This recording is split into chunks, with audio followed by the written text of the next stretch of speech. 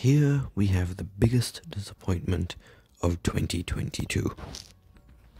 And below it is Morbius.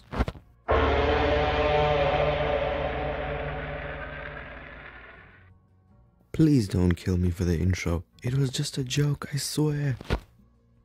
Hello and welcome to my spoiler review of The Batman.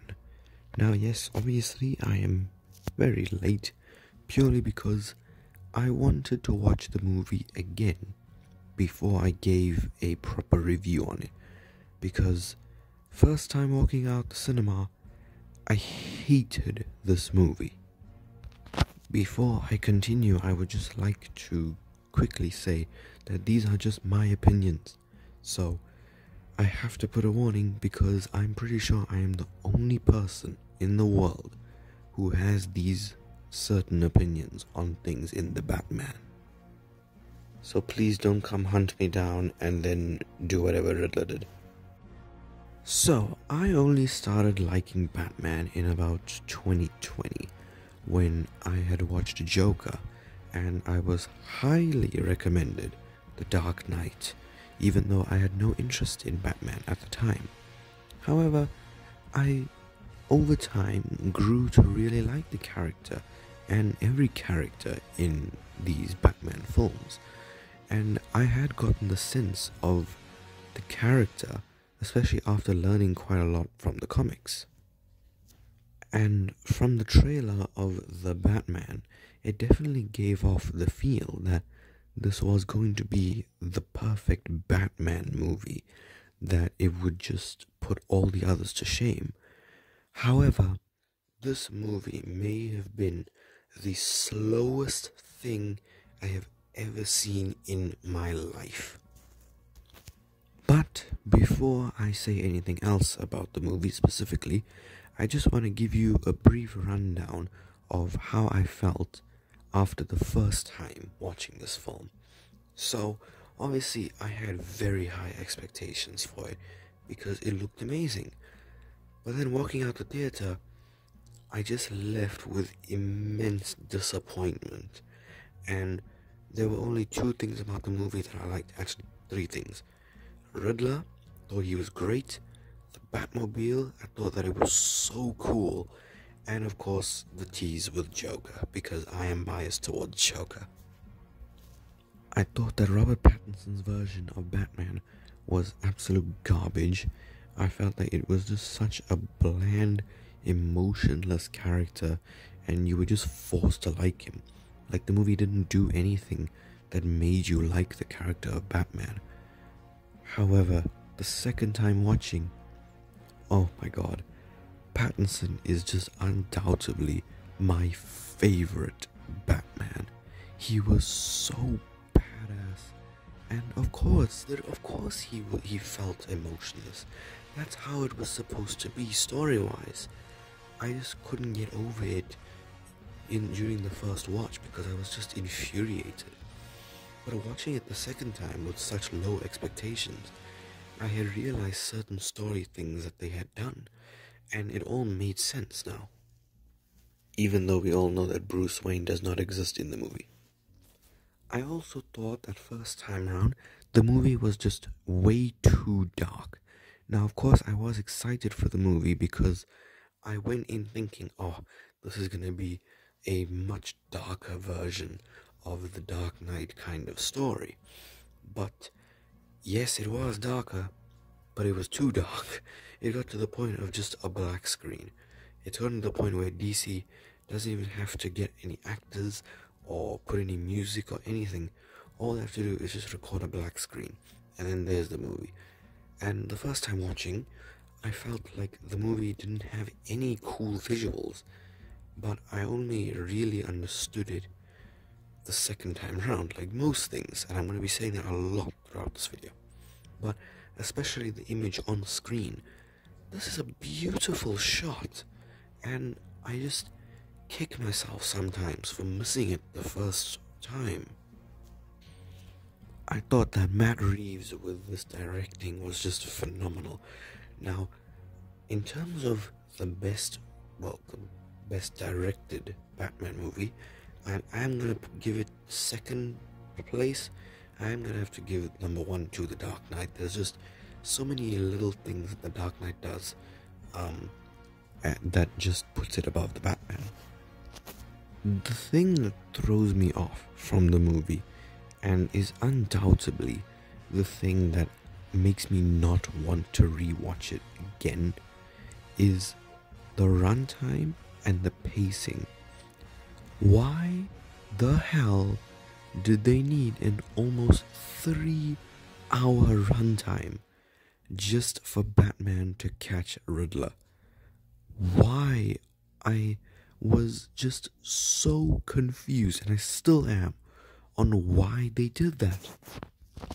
It was just such a prolonged story, and I think that it has to go to the marketing, because what they did was constantly show, especially in the main trailer, that Riddler has been caught. They showed Riddler getting arrested in the trailer, so it kind of gave off the impression that it would be maybe halfway through the movie, but it was about when there was like 40 minutes, half an hour left, and he got arrested, and then Riddler was just kind of like, oh yeah, Batman, yeah, there's a couple bombs up around the city, you should probably go deal with that. And then all of a sudden, like half an hour of just random stuff happens, and it was so annoying. I just wanted the movie to end. It was just so slow and horrible. It was a nightmare to sit through. But getting onto the positive side, the Riddler, oh my goodness, he is a fantastic villain, and I am so happy that they did not kill him off. Wow, I think that Paul Dano did a fantastic job with the Riddler. He was truly terrifying, he was creepy, but of course, as someone who of course loves dark humor, he was very funny.